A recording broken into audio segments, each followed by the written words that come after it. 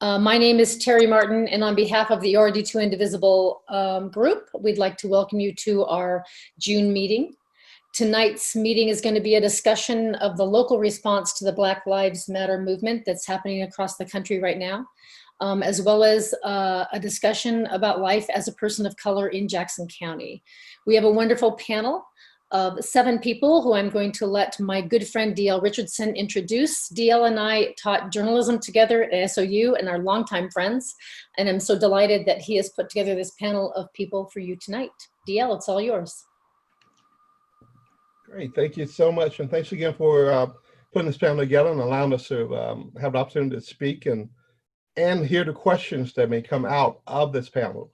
It's important work, as we can see, that's been waiting to be done for so many years. And it's important now to take advantage of the fact that everyone is watching, everyone is listening, and we can see what is some of the work we need to do and how can we move forward to make sure that work is done and done properly. And I think you will have some great thoughts and some great advice from our panelists that are here to speak with you now. Our first panelist, actually I would tell you our first panelist is Becca Leroy, who is currently the assistant principal, or getting ready to become the assistant principal at Ashland Middle School.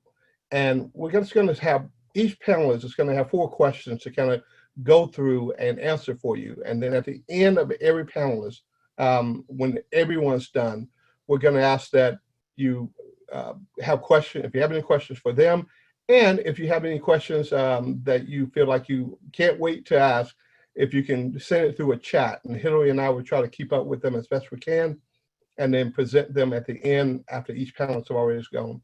Every panelist will have about 5 minutes to talk and get their points out.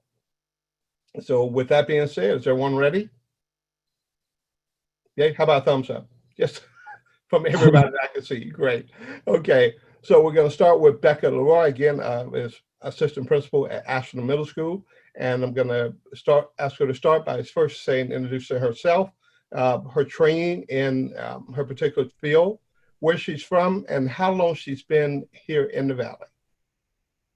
Yeah. Hey, I'm Becca Leroy. It's Ashland High School that I'm the assistant principal at. I currently serve as both administrator for equity and inclusion in the school district and assistant principal at the high school. I got my undergrad degree at SOU. I got my master's of arts in teaching at Western Oregon University. And last summer, I completed my initial administrative licensure program. And I did a lot of work last year in the Medford School District when I was an educator in the Medford School District with equity and inclusion, partnering with DL. I like to tell people I voluntold DL that I was going to be his partner in this work. So it's been really awesome to grow and learn with and from DL and Marvin. So they've been an integral part of my journey with equity and inclusion. I've lived in the Valley the majority of my life. My father is Kenyan.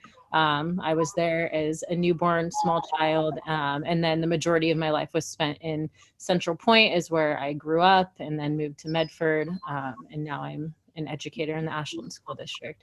So that is a little bit about my background. Great. So continuing that on, then Becca, why is this topic in particular so important to you? Because I want better for the BIPOC community, because I wanted better for all of the students in my classes, because I want better for my own children, and because I know what it's like to grow up a Black and biracial person in this homogeneously white area.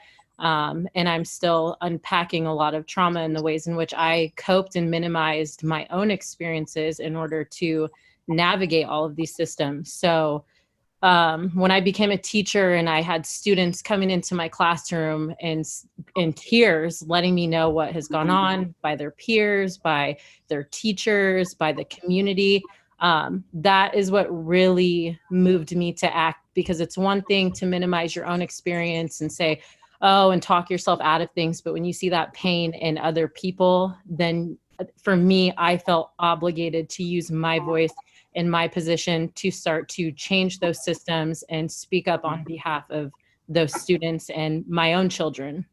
So that's why this work is really important for me, because in education, in our culture in general, the message that that we are receiving in the way that we walk through life in Black and brown bodies.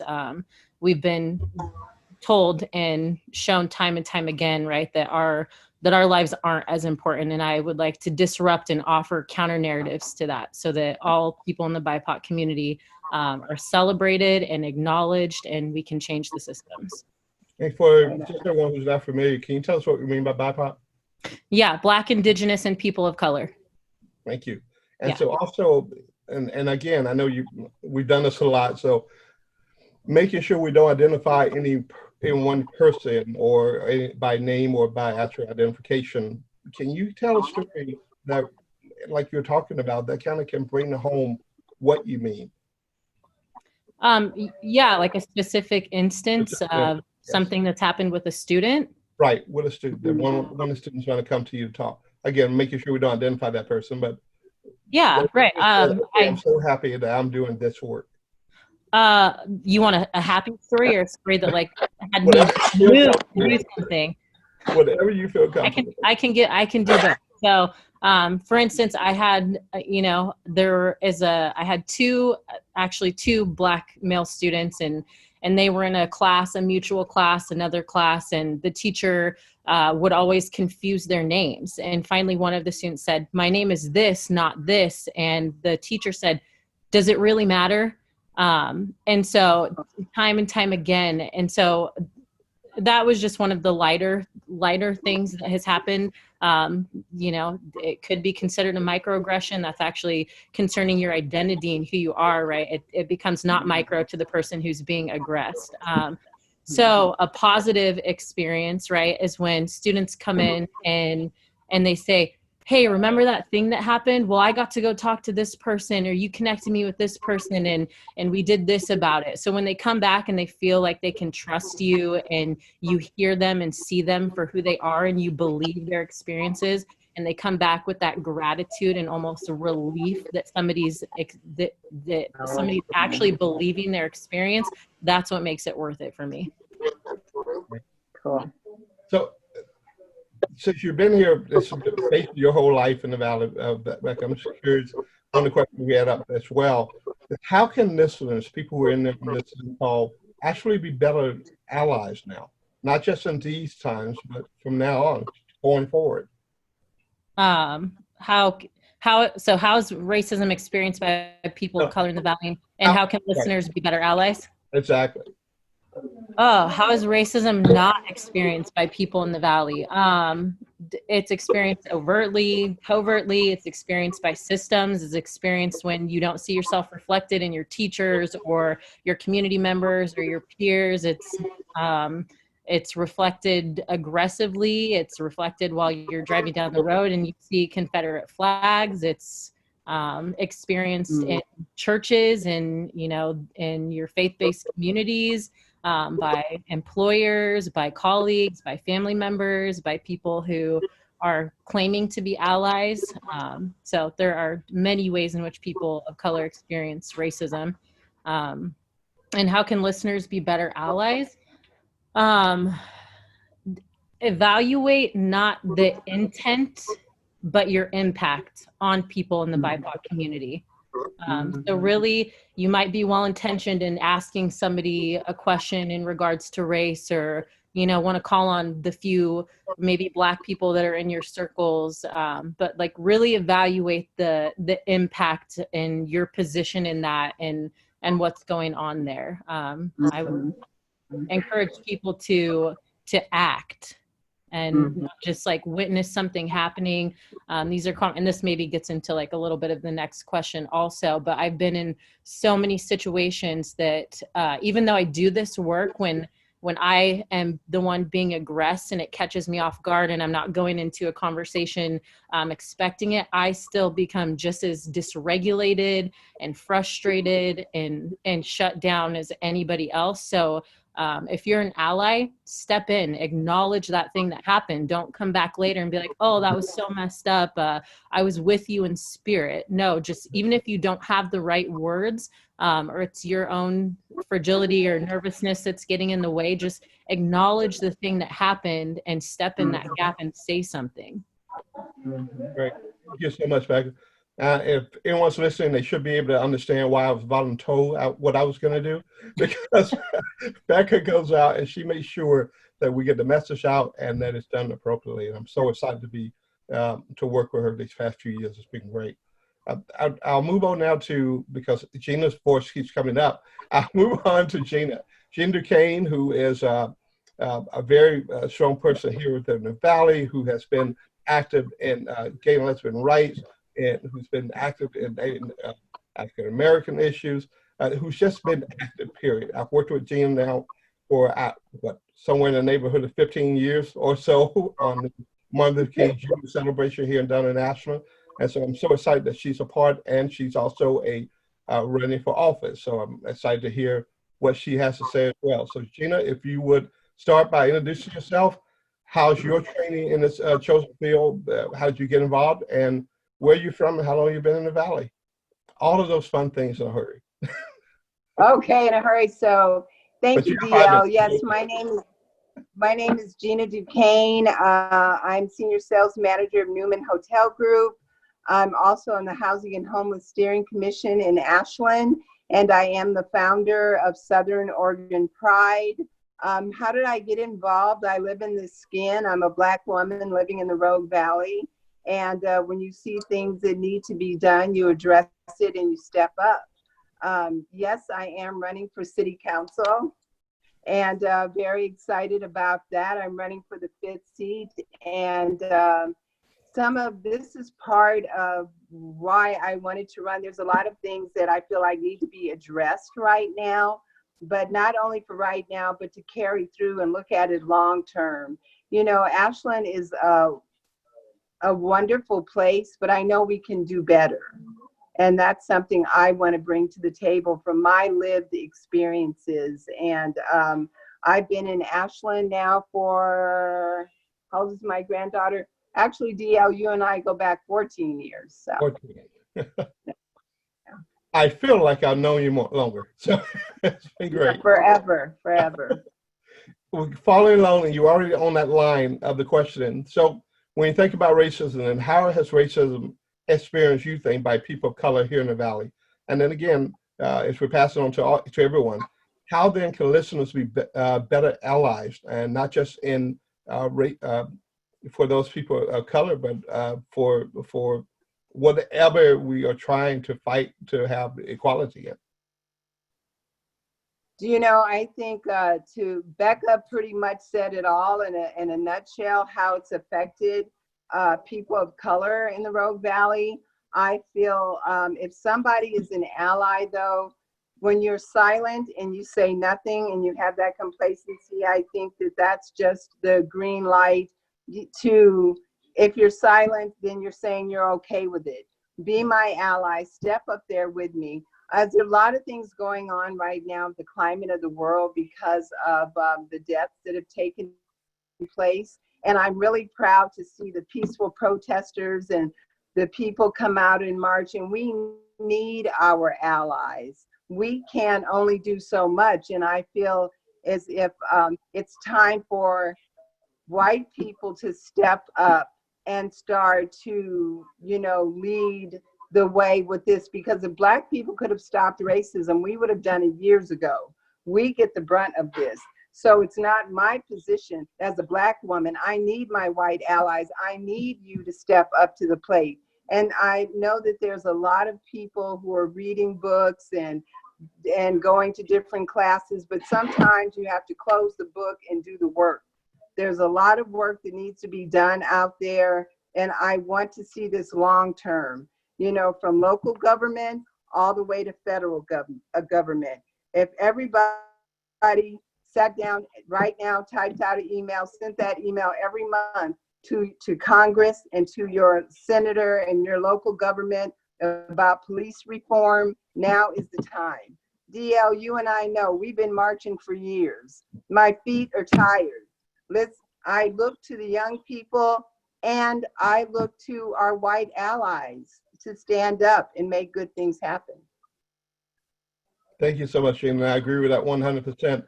And I just sent out a letter not too long ago to parents, reminding them that we think about needing allies because we all are working in solidarity together to make this country a better place for sure, and more specifically our community a better place.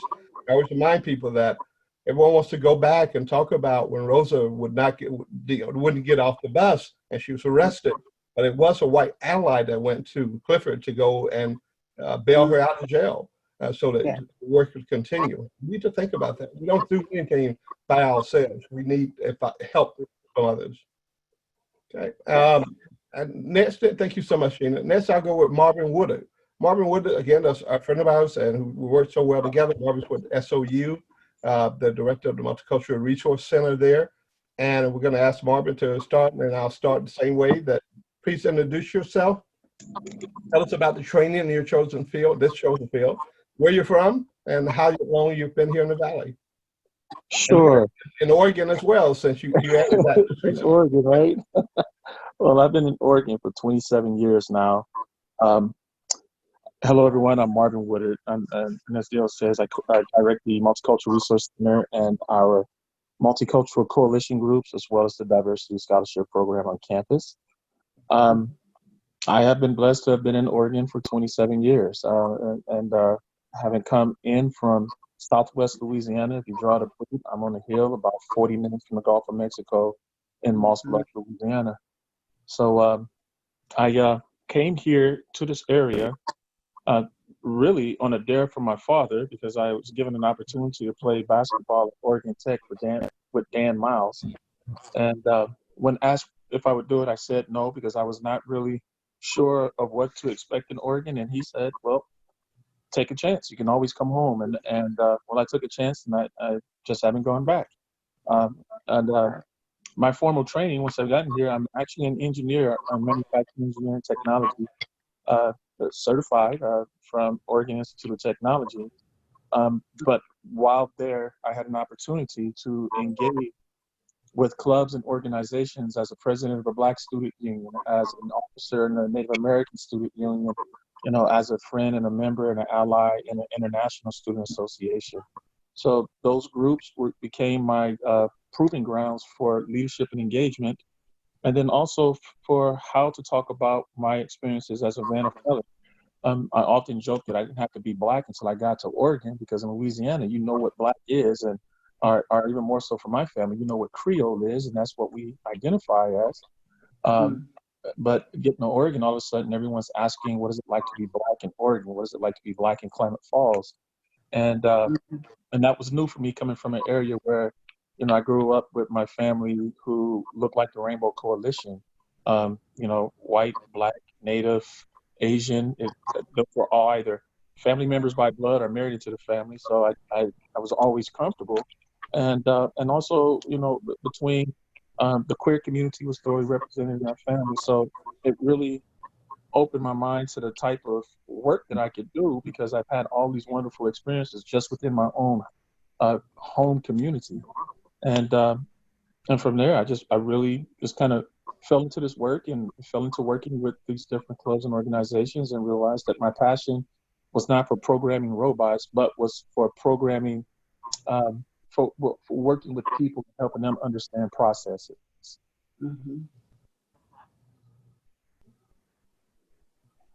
Okay.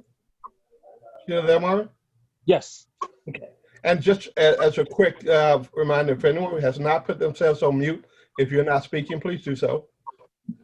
And then we'll make sure everything goes through. So Marvin, the second part of that question, again, and you already answered most of why this topic is so important to you, but how did you get involved in this particular work, and why is it to a point that you spend all these years so far as being so strong and such a strong voice here in the Valley?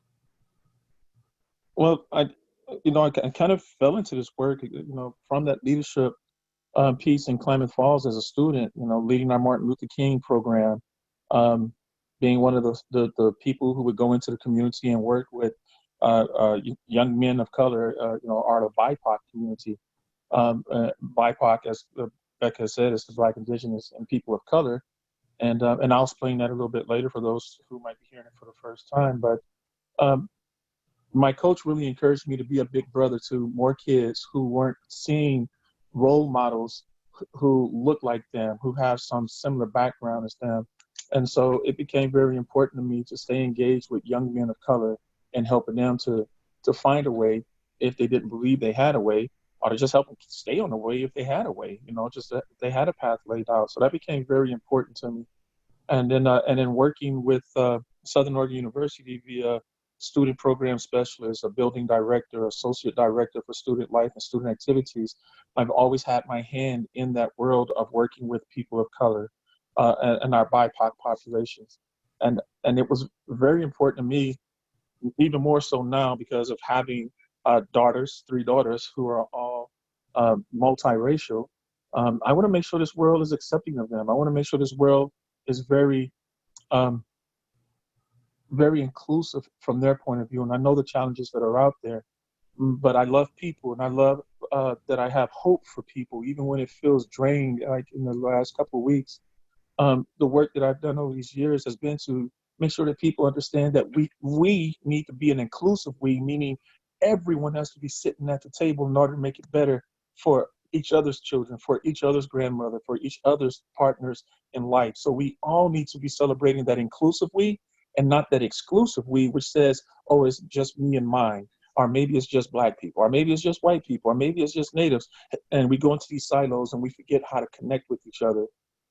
That upbringing that I had, my opportunity to work with these clubs, and then just the relationships I have as a basketball player and the teammates with so many people from so many different backgrounds, I couldn't imagine not wanting to support this vision of a truly inclusive we.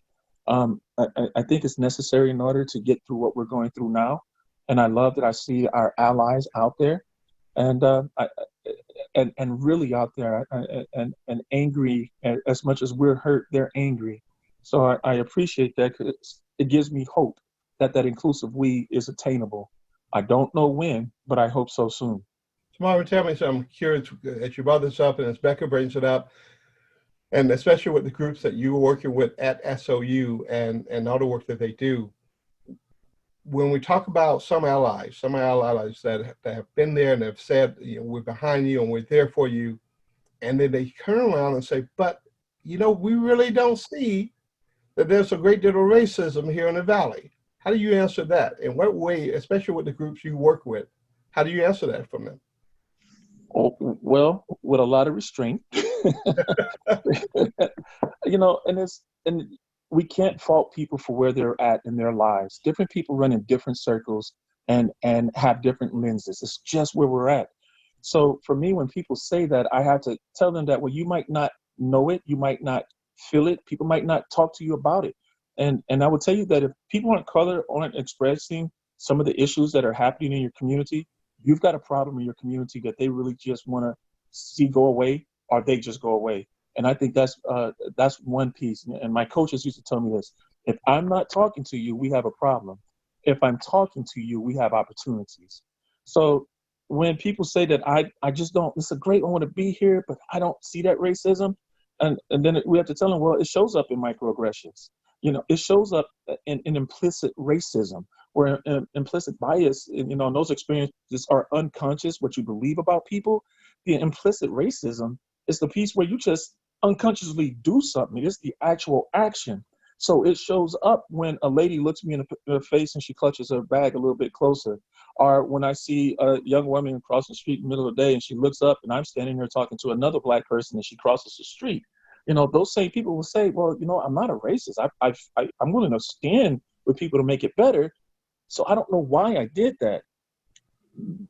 Because of this implicit racism that's inherent in some folks. I'm not going to say everybody's there, but it's inherent in some folks, but still wanting to be good people. Now, does that mean that you're a horrible person because you make this mistake or you do these things?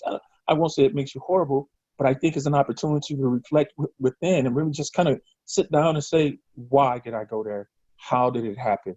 And if you were to ask others, it is those microaggressions. When I say that I'm an engineer, when people ask, what do you do? Well, my degree is in engineering. Really? You have a degree in engineering? That to me is one of the biggest insults that hits me. I hate that, because I feel like I put in a lot of hard work and a lot of time, and you just completely invalidated that as if it couldn't be done. Right. So that shows up more often than not. So I just tell people I'm an administrator at SOU, and that settles it. You know, I don't get into the background. So those experiences are very real. Those experiences are very real. I remember that, Marvin. The same thing I remember doing at the same back in the day at SOU, where I would get the call and if someone saw me with SOU shirt on, the first thing they would say, "Oh, are you a coach?" Like there's nothing else we can do but to be a coach. And not that I have any hatred toward the coaches. The coaches are great, love them all. But I want to make sure that you see that microaggression that, oh, you can only be involved in athletics if you're a person of color. That's something that we have to look at within ourselves. So why would you not think this person is something different and at a different level than that? Right. So, go ahead. You know, and that's a huge piece, you know, because I hear that from our students who aren't athletes getting plugged into, oh, wait, why do I have to be an athlete? I'm just not a very good student who absolutely loves the school and loves education, and is working towards, you know, a master's and then a PhD. So those type of little infractions, and we call them little, but those are the microaggressions that show up. And I want to point out that DL has been a mentor for me since 2002, and I think that's wonderful.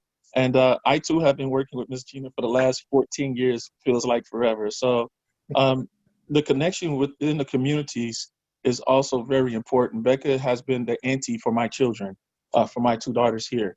And so when these infractions happen, they don't stay isolated to that one person. We go to the people that we're most connected with for support, and those people become more, I guess, more sensitive to what's happening. And then we all start picking up on it, and we're talking about it more within our own group. So those allies have to know that when those things are happening, and if you're not hearing it, we've all heard about it within this group. Just please check in, find out how we're doing, because if it stays within this group, eventually it starts to come out, and people are really shocked when it's so many of us now talking about it, versus we could have had a conversation a long time ago if someone had just asked. Thank you, Marvin, so much. So just want to put my biases out there. I'm going to vote for Gina, and I hope everyone else does too. And when Marvin runs for office, I'm voting for him as well.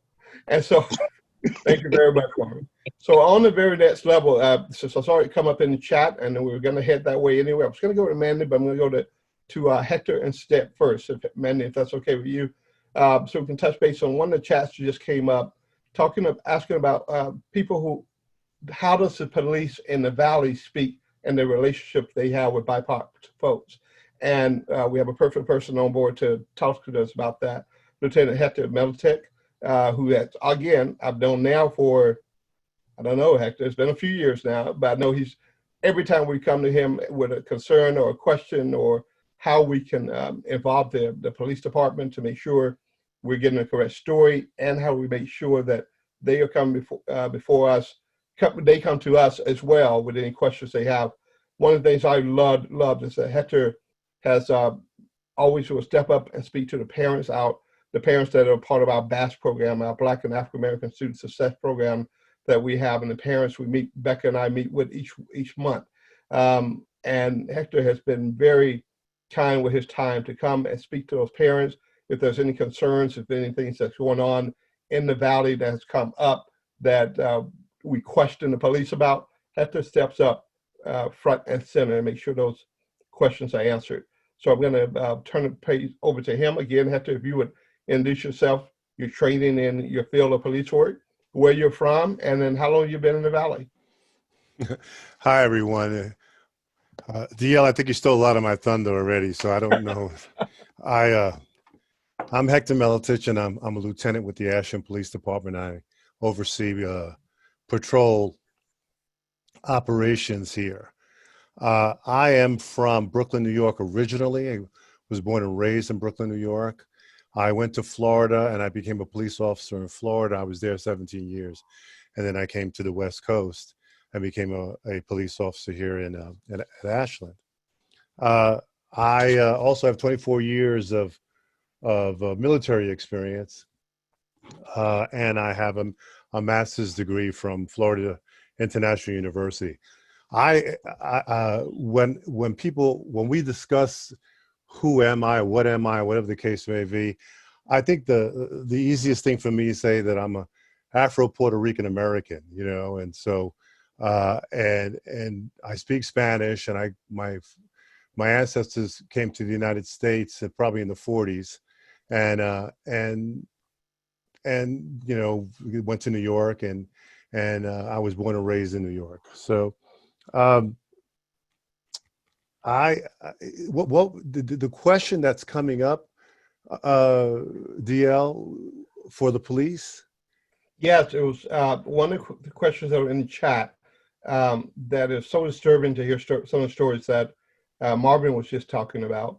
And then how do we speak then, how does the police then speak to BIPOC folks here in the Valley, and what type of relationships are there between POCs and the police here in the Valley, specifically, obviously, in Ashland? Well, I would like to believe that the Ashland Police Department is treating everybody fairly and equitably. Right. And I have always reached out in the years that I've been here, and I've been here now in the Valley about 11 years. I'd like to believe that if there are some discrepancies within the community about the Ashland Police Department, I want those problems or concerns to be brought to my attention, or to the attention of the APD, because it's something that we would like to look at and see, is this a concern? And if so, you know, how do we fix it? In many sittings or circles, I should say, with many different folks of color, I've always asked if they had problems to get me information so I could look at it. And I seldom get a good response from that. It seems to me that I don't know if they're just concerned about talking to me, or don't trust the police department, which I could understand why. And but we can't fix it unless we know about it, you know. And that's super, super important. That the relationship between the police and the relationship between the community that we serve is one of honesty and trust, and they can come to us and say, listen, this particular officer did this, and I don't understand it. Maybe you can explain it to me. We want to know those things. That's super, super important. And I know that the culture here in the city of Ashland, as far as the police department is, we have a lot of oversight. We have a lot of paying attention to what's going on out there. And if we see things that, well, we don't want to do that, we want to do this instead, we train and we counsel. You know, we're not, as an administrator here at APD, we want to keep officers on, you know, on the straight and narrow as best we can. You know, that's important, because I think it works for everybody in the community as a result.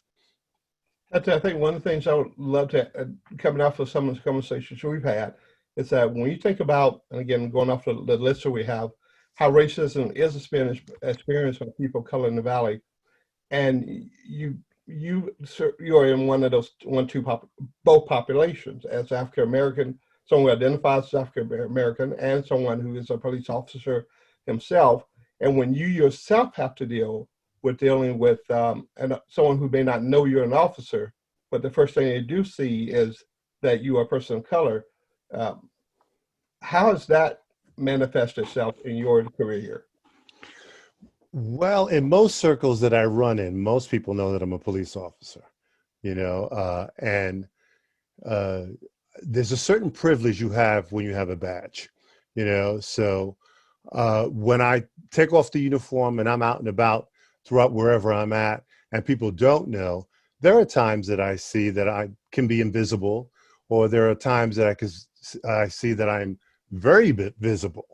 And, you know, growing up in New York, you know, coming from such a diverse group of people, and I'm talking about first generation from all over the world back in the 60s, and going to school with a whole bunch of different kids and stuff like that. You learn how to pick up on certain certain attitudes towards race very quickly, you know. So here in the Valley, there is, there are those who, one particular store I have in mind in the Valley, it was embarrassing to have the cashier check a pair of pants that I wanted to buy the way she did. I mean, I had to laugh in a way because she has no idea who I am. And she's just looking at me and thinking that I'm doing something illegal, and she's checking. I have since gone back to that store, and it's probably been about 6 or 7 years, what I mean? But so they lost my business, a store that I liked going to. So I just feel that it exists here. I probably am not a target of it here as much as I have been in the past, and I think a lot of it has to do with the fact that I am a police officer. Right. I'm going to go one more question, if you don't mind, Hector, from the chat. Are the local police being trained in how to rapidly settle their own nervous systems if their buttons are pushed? That's one of the questions that came up. And so that'd be a good question for you. The training that we have, and we have a lot of different types of training, but a lot of it has to do with, and I think several have mentioned this, the implicit bias, fair policing, how to listen, how to treat everybody equally and fairly. We have those kind of trainings, and I have, I like I said, I worked in South Florida for almost 17 years. Policing has changed quite a bit. And when I look at the Ashland Police Department and I see some of the officers, and I review a lot of videos, of what is being done out there, how people are being spoken to, and why do we take this action? I want to be able to answer those questions. When I see the officers on video and I see how the amount of patience and tolerance that these officers have is far greater than I was accustomed to in South Florida.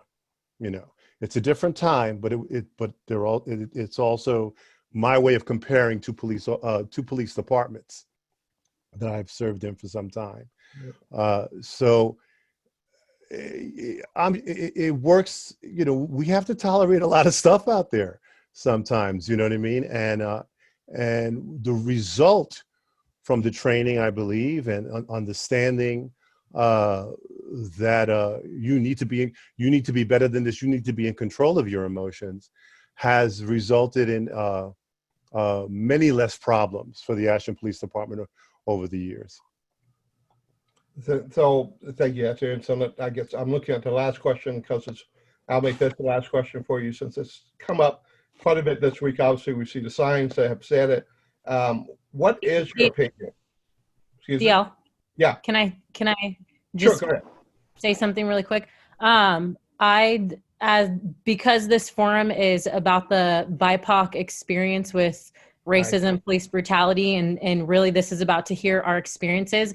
I don't want this to be a time for people to capitalize on asking questions about policy and things that don't have to do with the BIPOC experience. So if we have time for that at the end, that is fine. But I would like to hear from all of our panelists and not get caught in the weeds of these things that are not specific to the Black experience or the Indigenous experience, because we are all giving of our times and ourselves to educate white people or people who don't have those same experiences. So I would like to stay focused on that, please. And once again, now you know why Becca is the control. I love it. Thank you so much, Becca, because you knew where I was going with that. And so, if then, and one last thing, then, when we talk about what we said earlier about needing the idea to have people of color and allies to act collectively and in solidarity, what are your thoughts about that? What do you think we can do and encourage our allies to step in and help with as we try to work together? Well, I think everyone's already touched on that. I think just recently I was having lunch and a comment was made, and I was in full uniform. A comment was made, and I thought about it, and then I addressed it as diplomatically as I could. And being in uniform, I have to be careful because I also represent this organization.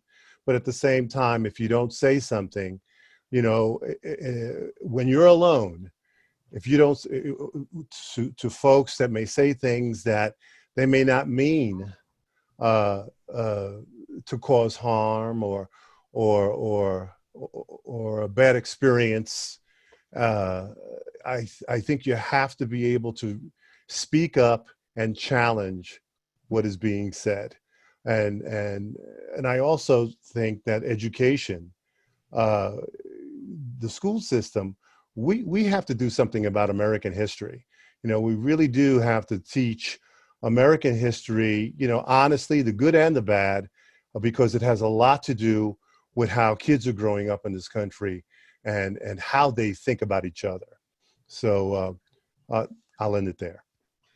Thank you so much, Hector. And again, thanks for everything you do with us, and we appreciate it. Thank you. And let me add real quick before we move to Mandy. Mandy, I'm on the way, but I wanted to talk about real quick what I saw come up on the chat, which was what do you use as a capital? You use capital B when you're talking about Black people. And just for the record, for when we're talking AP style that Terry and I have been so used to, you use a lowercase b and a lowercase w when you talk Black and white. You use uppercase when you're talking, capital letters when you're talking African American and Caucasian. And that's just the way the AP has done it all these years. However, at the same time, what I think about when I see what you put up was something about, I get so many questions about, I thought we're not supposed to use Black. I thought we're supposed to use African American. I thought we're not supposed, or vice versa. And of course, any of our panelists could jump in here. But for me, as I always tell the teachers when we're doing the training for the teachers on this, that ask the student what they want to be called. If you ask a student what they want to be called, then that leaves all questions out. You don't have to say that I shouldn't say Black or I shouldn't say African American. For me in particular, I've always appreciated growing up the term Black. I use that because Black is a term that African Americans took for ourselves. We weren't given the name color. We were given the name color. We were given the name Negro. But Black is something that we decided we would be called, and that's why you still see it so strong in the. And I still think in the younger movement that Black is still more acceptable because it's not something that's given. It's something that we took and we named ourselves. Becky, you want to add on that? And yeah, Marvin? and it depends on each person. That's why this work is so nuanced and reflective and takes such a deep level of relationship that you have to do that work. I identify as Black, I identify as biracial, I identify as African American because I'm half Kenyan, I identify as Kenyan American. So it really just depends on the person. And I've also heard, and also when people say African American, and just depending on how you identify, if I don't have any, personal ties to Africa or Kenyan, that can be a way of othering people as well. So that's to say I'm a Black American. So it's good to look at that also.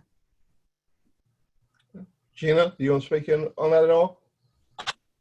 I saw part of the question and we touched on people in the queer community. I highly suggest asking for pronouns, asking, so therefore there's no misinterpretation and everybody's respected and can live with dignity. So I just wanted to pipe in on that part also. That's a very important part of identity. Thank you. Marvin? I don't know if I can add anything to it. Becca nailed it, everything I was thinking. Okay, great. And so next we're going to move to Mandy Ipa, who in my brain, because I'm old, I can't remember every student I've had, but all of a sudden I realized that this is one of my former students who, I won't tell her grades, but she did great. We pass that on.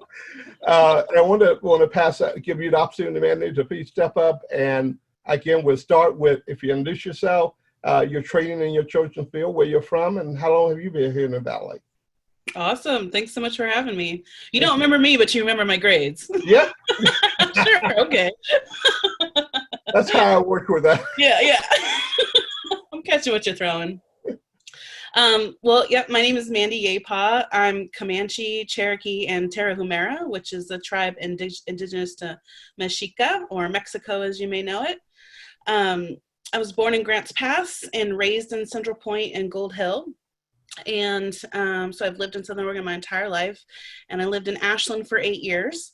During that time, I worked for the Daily Tidings and the Mail Tribune, and I graduated from Southern Oregon University with a communications degree in convergent media with an emphasis in video production. Many of you may know me by my maiden name, which is Mandy Valencia. That was my byline when I was working for the newspaper.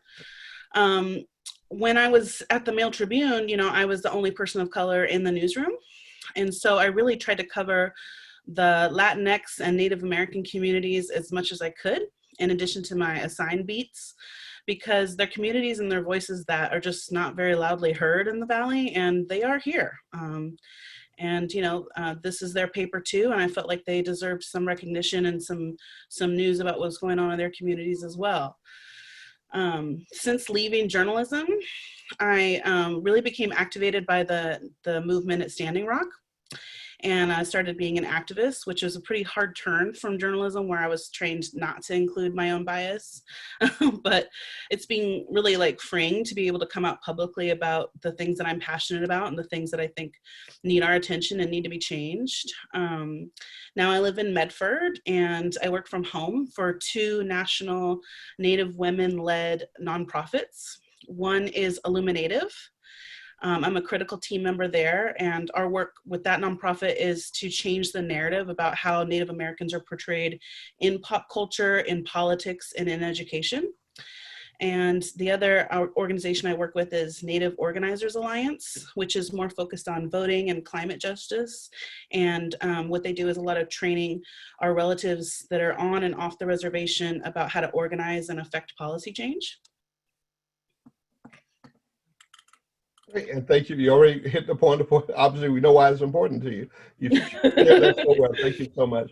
But when you talk about, and again, because of all the work you've done, especially as with the journalism work as well, when you look out and you see how different folks have been, POCs have been affected by racism in this valley, what are some of the things that come to your mind? Some of the things that you think you wish you could bring out even more to fight against? Well, what strikes me, so definitely locally, but on a nationwide scale as well, is that Native peoples have been really invisibilized. Even locally, you know, Hector touched on education, and that's huge. That's really what's this sort of ethnocentric, white-centered culture is, or history is what's laying the baseline for a lot of the racism that's happening, because people are not taught about other cultures, and that kind of blinds them to what people of color are experiencing, right? They just don't have it as a basic. And then you add other layers onto it. Many of our policymakers in Washington, they don't know about tribal law. They don't know about tribal sovereignty, and they're the ones making huge decisions that affect us. So, I mean, on a local scale, like, I wonder if, like, does anyone remember that we had a reservation here called Table Rock Reservation, where the Takelma people were? But once they discovered gold, a bunch of prospectors and people from Jacksonville came and chased them out and murdered about 30 women and children, and they were moved to the Grand Ronde reservation. They actually had to walk over 200 miles to the Grand Ronde reservation. All the survivors, their families, their grannies, the people that made it. I think I was never taught that in school. That was something that I had to learn as an adult, you know, just researching, like, whose land are we on? What reservations are nearby? Who are these folks? Because my tribes are not from here. And then we have things like, how does it affect us today? We have Dead Indian Road. That's a real blight on our community. Especially one that's so dependent on tourism. You would think that more of, like, the businesses that really benefit from the tourism would back a change to that road, because it's an embarrassment to Southern Oregon. Or even like Squaw Lake. I think some of you folks from Southern Oregon University, like Marvin and DL, and maybe even Becca, y'all might know about this, because I think the Native American Student Union has done some good work about educating about it. But, you know, a squaw is basically a scalp, but of the hair of the genitals of a woman. So this is a really grotesque thing that we have Squaw Lake just in the Applegate. And I was thinking of taking my husband, he's not from here, he's from Oklahoma. I was thinking of taking him there for a hike because it's actually a nice little hike around the lake there and it's really pretty. But then I thought, ooh, he may actually really be upset by that name. Like it may actually cause him like deep emotional pain. I'm used to it because I'm from here and I've seen it and I've been sort of desensitized to it. But these things are how we're invisibilized, and these things are for Native folks, something that we're experiencing in our community all the time. And something that I hear a lot is, you know, why does it matter what happened 400 years ago or 100 years ago? It doesn't affect me at all. But I think that's a privileged perspective because it does matter. It matters because these are the names of our landmarks. You know, it matters because the history of our very own valley, I don't know that it's taught in our schools. When you bring that up, it makes me think, obviously working with Brent Ferrendo and David West at SOU, the co-creators or co-founders of a Native American Studies program. It was incredible. I think it was Brent's cousins, again, showing how we can bring people together, the solidarity. If we come together, we can make things change. But his two cousins were two ladies who, if for those who didn't know, Oregon had more names, more whatever with squaw in the name, places with squaw in the name than any other place in the country. Oregon had more than 145 or something like that names. And their work, to date, they've gotten it down to less than 70. So that's the work that they, because of working with everyone and making sure they got out there and got this known, educating everyone, something is starting to happen, but still, and it needs already to be 100% gone. I agree with you so much. But thank you so much. It does. Thank you. And, you know, when it came up in front of the county commissioners just a couple years ago, we were able to give some testimony about it. And there was tons of allies, too, that live on the road or ended up buying a house on Wagner Creek Road because they couldn't stand living on a road with that name.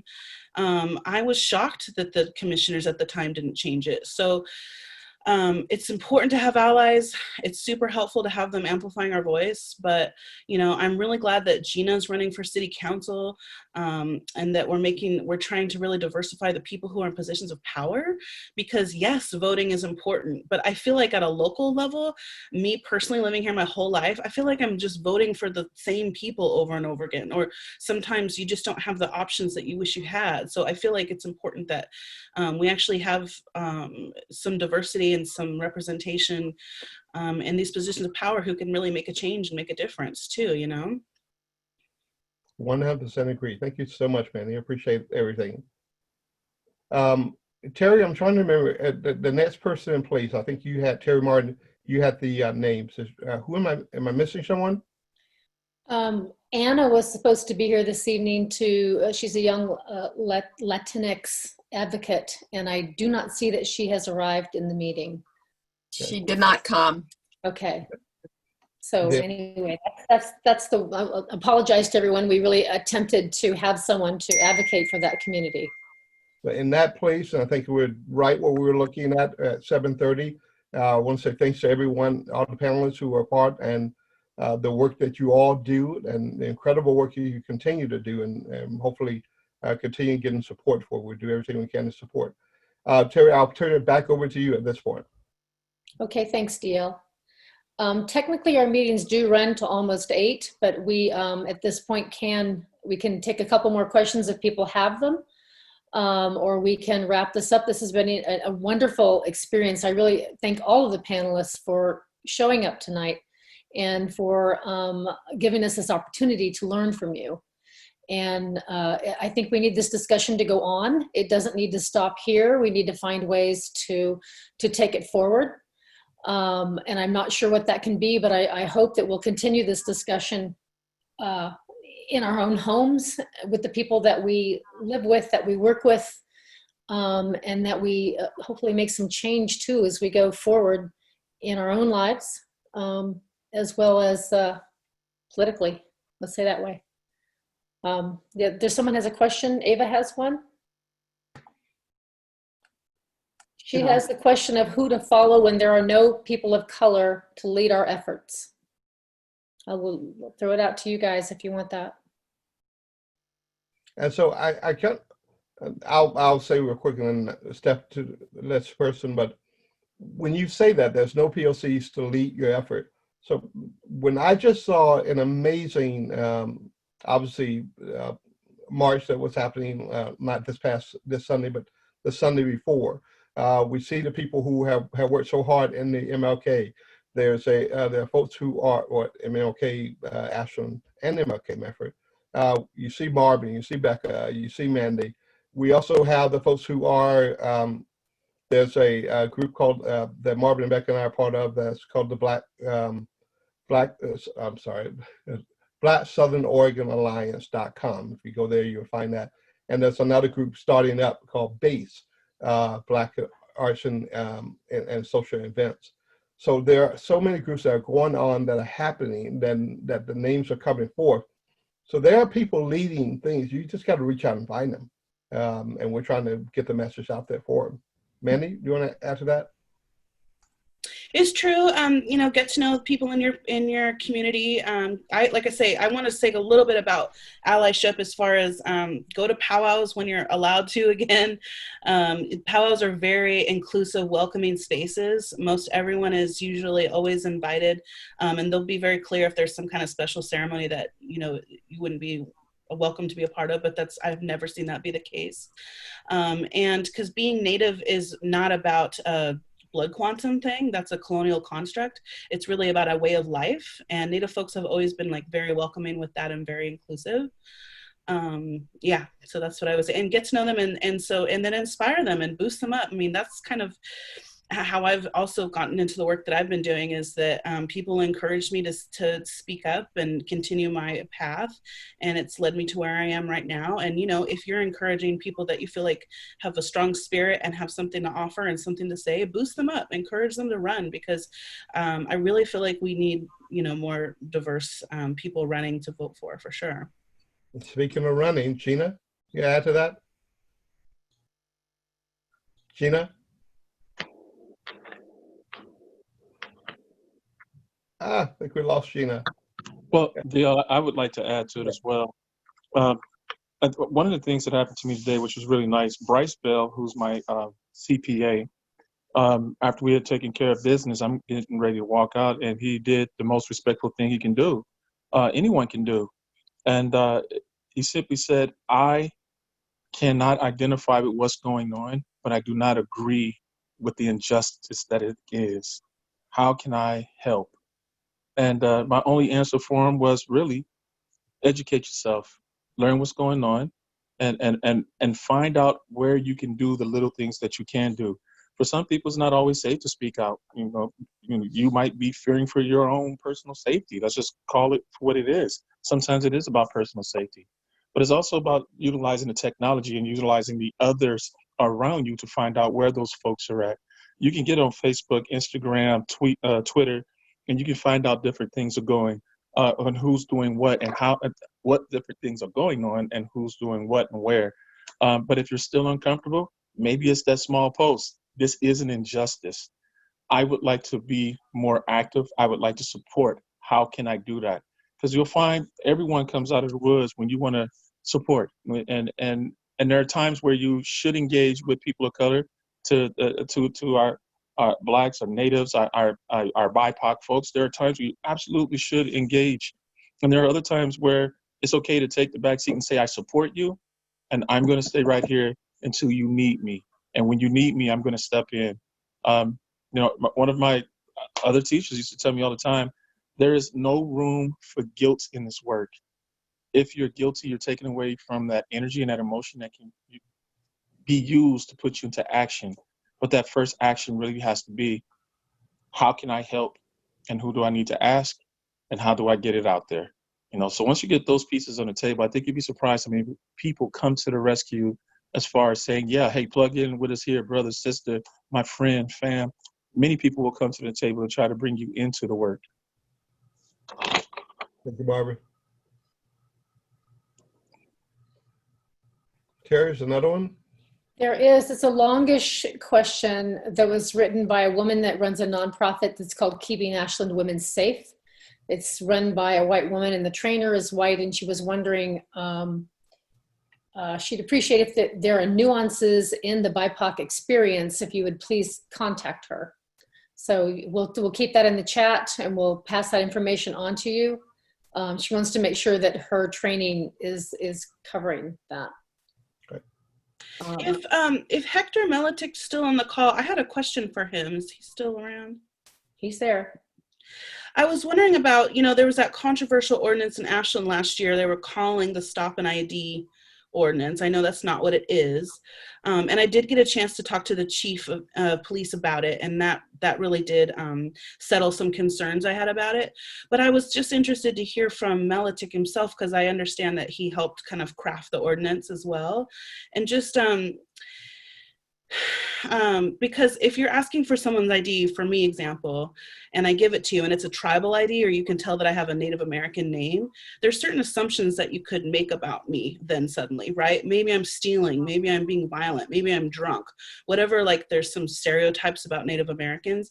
And that was one of my biggest concerns about that ordinance.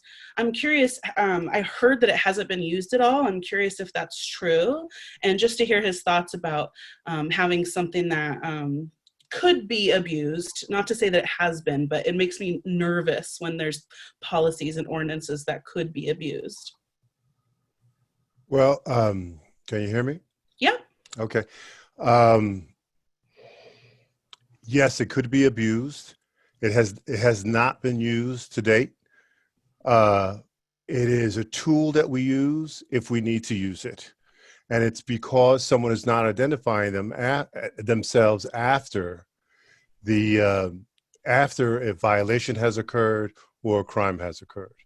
That's when we can use that municipal code or that municipal ordinance. All right. So, and you're right. Biases exist. And the police are brought from the American society, and we all have biases. And yes, you're 100% right. But that's why we have a lot of oversight. We have a complaint system, and we want the public to use it. Did I answer your question? Yeah, I appreciate that. It just, I'm just like, how necessary of a tool is that? Because I feel like it was pushed really hard. There was a lot of outcry against it. And then here, all of that, they had to delay city council votes because comments were going on and on and on. And then to hear that it hasn't been used at all. I mean, I guess I'm relieved, but then I'm wondering, like, well, what was all the fuss about, I would say I'm glad it's on the books. Like I said, it's a tool if need be. We can use that tool. But I'm hoping we never use it. I'm hoping that whenever we speak to someone, that we're diplomatic and cordial enough to get people to say, okay, my name is so-and-so, and basically comply with whatever directions we're giving. Cool. I appreciate that. Thank you. Mm-hmm. Thank you both. Hector, I'm sorry, not Hector, but Gina, you were on, you lost for a second. I just want to make sure we gave you an opportunity to speak. Again, speaking of leadership of POCs, and how do we make sure people get the message of what's out there and what's available for them to help be allies for. Well, something that was touched on before is that there's a lot of opportunities for people in Ashland and the Rogue Valley to connect. And I feel like there's more and more leadership, especially, I've been there 14 years. And so compared to when I first got there, people of color weren't seen, they weren't visible. There was no one in leadership that I saw. And now I see it more and more. So I don't think that it's a struggle for anyone who wants to access someone of color and to find. So you were listening again? Okay.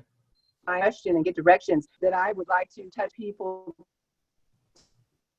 talk about education, and something that I think people. Jane, it looks like we're losing you as for your.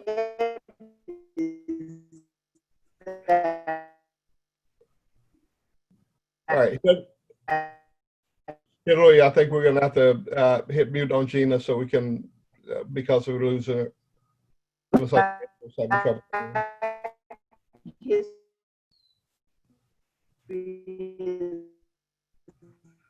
That's usually what I. American history, you know, and people kind of separate that out. Oh, I'm sorry. It's okay, Gina. We're sorry. We had trouble just hearing you too. Okay. So I'd like to point out that the question about finding local leaders of color came from a woman in Grants Pass. Right. And as something as Indivisible, when they wanted us to have events in the last week or so in response to George Floyd's death, they said, please let the people of color take the lead. You Indivisible groups, you stand back and support them. And we were fortunate enough here to have people to start that, but it's been much more difficult in some of these smaller communities. Indivisible represents all of District 2. So there were rallies in Hermiston and LeGrand and places like that, which is pretty amazing. But a lot of times there aren't any leaders of color to lead the movement. So in an area like this, especially, I think and I can only speak for myself as a person of color, something that is really bothersome to me is when a leader is like, well, I'm going to depend, I'm not the right face to represent this or lead this work. You are and can definitely be the right person to lead the work. More white people do need to step into leadership roles and drive this EDI work to show other white people and model for them what that looks like, and that they are just, as good to stand in that gap and call it. And especially in times where Black people and Indigenous people and all people in the BIPOC community are navigating the stress and trauma of the racist things that are happening in the world, this is a perfect opportunity for white leaders to step up and say, this is another day in the life of, this is just now everybody has a front row seat to what you deal with day in and day out. Let me take this one for you and stand in this gap and hold this torch for a while. So it's a perfect opportunity for white accomplices. And there's that accomplice piece versus an ally for people to step into that role. And it's going to be uncomfortable. But there are plenty of materials by people of color and by Black and Indigenous people. And that's why I was saying earlier, really don't go to your one Black friend or your one, I can't even tell you how many past educators and friends and family who are well-intentioned have reached out to me and said, well, Becca, what should I do? Or how do I be a better ally? Or how do I do this? And depending on the day, I may or may not have the emotional capacity to have those conversations or step up and do that. But there are so many people who publish things and who have put information out there about all of these resources and have shared their stories in ways that you can be an accomplice and an ally. So do that research and just get into the work that way. Becca, will you continue on? And because I saw it come up in the chat and it's been answered already, but again, what do we mean by EDI work? And then a little bit about what we do with BAS. Yeah, so EDI work is equity, diversity, and inclusion. And I think we're all pretty familiar with that. So that's not all things are equal. That's equity is we're really going to give every person the tools that they need depending on where they're at in order to be successful and navigating all of these different systems that are inherently racist or barriers, all of the isms at play here, and barriers that are put into place for people. So while we're simultaneously dismantling all of these barriers and trying to remove them, we're also giving people what they need in order to navigate these and according to whatever that need is. Diversity, and depending on who you ask, right, this is my interpretation. So diversity just means like we want to diversify our teachers, our curriculum, we want to diversify our communities because we all have something to learn from diverse communities. BIPOC communities are not only good for the leaders and teachers that are BIPOC are not only good for those populations, they're good for white populations, they're good for all of us to learn from each other. And then inclusion is just that everybody has a seat at the table. Everybody's voice is included in the decision-making processes. Everybody's experiences are out there so that we can all learn what those barriers are and then work effectively to remove them. And then the BAS program as well, please. Yeah, so the Black African American Student Success Grant, which is how kind of I got involved in this with DL. This is a grant from ODE that was specific to the Black and African American population. And so some of the work that we've done there is to provide resources, create that visible sense of community for the Black and African American students and their families. So they have kind of a liaison and somebody that they can call when there are incidents. We also are building capacity because we don't want to always be doing crisis response, because we're going to be most effective if we're doing trainings and proactively bringing people along and teaching them about microaggressions and about implicit bias. And those are really just like the foundational pieces, and giving them that language to know how to use. And then just building on that depending on where each staff is and where each school is, because each culture within those schools and communities is unique. So it was a joint grant with the Medford and the Ashland School District. So we hold monthly parent meetings. The content can be different, but really just a safe affinity space for people to come together, communicate what's going on for them. And then for DL and I to partner with the community. So we've partnered with multiple community entities, SOU and Marvin being a big one of them, to put on programs like the Black Youth Leadership Summit at SOU, which Marvin would do a much better job of articulating what that is than myself, but just creating really amazing opportunities to build leadership capacity in all of these young Black students, and have them be in a room sometimes for the first time with, 100+ other Black students from around the Valley. So it's a really beautiful, empowering experience and program. Marvin, thank you so much, Rebecca. Marvin, do you mind speaking a little bit about the Black Youth Leadership Summit? And then speaking a bit on, since you've been so involved with it as well, and Mandy jumping in on Conway as well. Sure. The Black Youth Leadership Summit was an opportunity for us to do, well, basically something that had not been done in the Valley. And as Becca said, was to bring our Black and African American youth together. And we do not make it exclusive. Again, it's not, oh, this is only for Black students and no one else can be here. Anyone can come to any program that we offer, but the experience is centered on Blackness. It is centered on the Black experience in the Valley, in the nation, around the world, wherever it may be. So students are able to come sit in a room, hear from Black professionals, hear from Black students, network, pick up some leadership and leadership skills through conversation with each other and other leaders within the community, but then walk out of there culturally empowered, culturally enriched. And that's a piece that has been missing, like deeply missing from this Valley. I have had an opportunity to work with young men over at Oregon Tech, basketball players, as a coach and as a teammate. And when these men are coming from this Valley, they weren't having an understanding of how their Blackness shows up. And so they were questioning a lot of things. And DL and I, over the course of, 17 years, I guess, really, have been saying that that's one of the things that we feel like that what in our community we do not do is allow these students to identify as Black students, and in the way that they identify as Black students. There is no cookie cutter program for this, but to give them opportunity to find out who they are, but then also give them some historical content and context about the resiliency and the strength and the cultural magnificence that is part of their DNA. So brought them together, threw in a whole lot of activities and a whole lot of conversations, and it was just absolutely phenomenal. This year was our second year in hosting it, and we had professionals in our first year, Becca being one of them, and her sister, that when they left the program, to hear that I have never in all my life living in this Valley been in a room where young Black girls were in a room and able to talk about their experience with most of them who did not know who each other were, but they understood that shared experience of being in this Valley. They wanted and craved that opportunity, and they were thankful to be part of it. And I have that email from Liz, and I'll never forget it. But then also to hear from young Black men that I have never seen this many Black people in one room in my life. Again, coming from the South, you can go in my neighborhood, you'll see twice as many, and that's not even going to church. That's just your family. And so it just blew me away that they didn't have this opportunity to talk to each other, to commune with each other, and really walk out connected with each other. And that was our goal, and I think we hit that.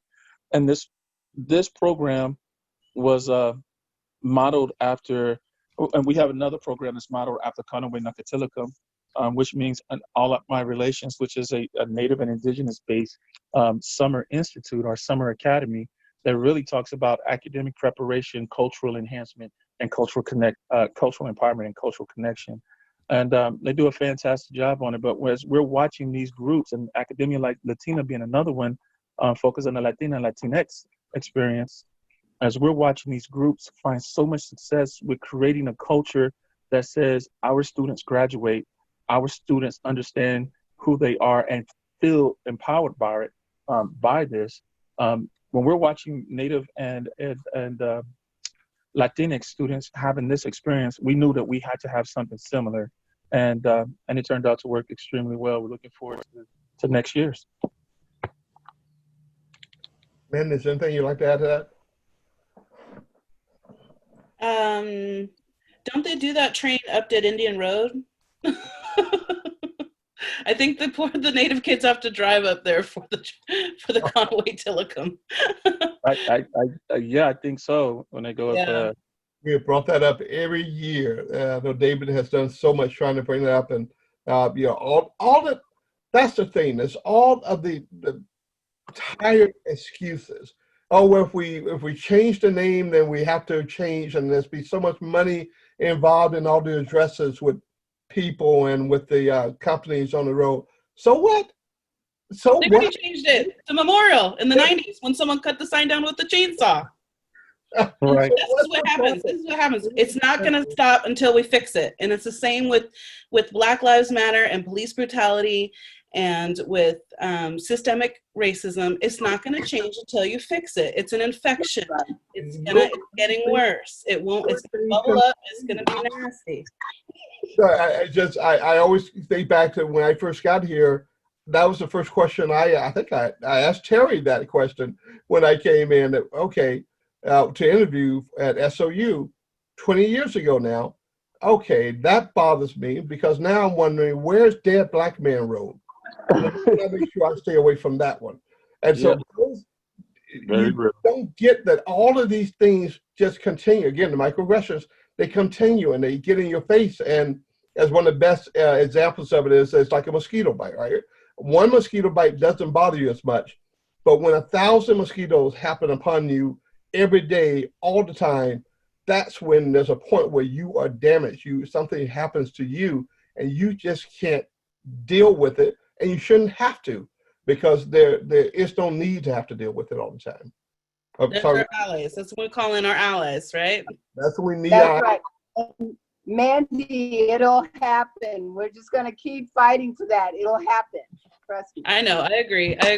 And the first editor of the Daily Tidings was quoted as saying, "There's no good Indian but a dead Indian." Wow. And that's, of course, what I think of when I see that name, Can we leave the group with like some homework to do if we're just talking about things that maybe BIPOC folks are thinking about, something that's really big in this area? That check in with yourself if what I'm about to say might hit you a little bit different or rub you the wrong way. Something that's really big in this area is the state of Jefferson. And we see those signs everywhere. They're in, downtown restaurants, and, we have Jefferson Spirits, and the signs are everywhere. So I just would encourage and challenge you to maybe do a little bit of historical research on what the beliefs are and the foundations of that. So one of the things, a group that reached out to us, and actually one of the MLK committees, we just did a little background research, and in one of the state of Jefferson things, this is their exact wording, we were gaining traction until the Indian uprising disrupted us. So I just would encourage people to walk through life in, a black or brown body, and how it would hit you to see the state of Jefferson, "Don't tread on me" signs everywhere, and just look at the historical context behind that and how that feels to walk through life that way. So there's a lot of different things out there and things on the radar. So just do your own research there. Susan, I will tell you that I saw the chat. Yes, some people say it was because of Thomas Jefferson. There's actually a plaque in between Eureka and Ashland that will tell you no, it is Jefferson Davis. If you look at a lot of it, there's a disagreement about where the name actually comes from, and I tend to believe that the research needs to be done and shown. Just a little homework for us all to do research. I'm not saying definitively one way or the other. I'm just saying these are things that are out there that we should all be researching and look at the impact and what that looks like for other people. Educate yourself. All right. Terry, it's back to you now. All right, we got 1 minute at this point. I want to thank everyone for being here tonight. I have learned a lot, and I feel much better going forward. As your ally, I'll say that as a person that's grown up in this valley, I've been here 50 years, and I've often felt sometimes like I'm walking on eggshells, sometimes like I'm going to say the wrong thing, but trying to be an ally. Luckily, EDL's put me right on many an occasion, I'm sure. But I just want to say on behalf of everyone here that I hope we all learn something, and that we're going forward, we can continue this conversation. And if I'm County Commissioner, Mandy, I'll change that name. Promise you. Okay. There you go. All right. Okay. Well, thank you, everybody. I'm gonna say that I love you all at this point. I'm so glad you're all here, and we'll continue this conversation. I'm really sad we didn't have our Latinx advocate here. Maybe that will be a future meeting, because I do know that when I did my research on the county here recently, that there were 27,000 Hispanic or Latino people living in Jackson County now, and we don't see them. We just don't see them, and we really need to have that conversation as well. So I'd like to continue this forward, maybe to our next meeting, and you're all invited back. Thank you. Thank you all so much. A pleasure. Thank you. Thanks to our panelists. Thank you. Bye-bye now. Thank you so much. Yeah, we'll see you out there. Thank you, everybody. Thank you. Bye. Bye. Thank you.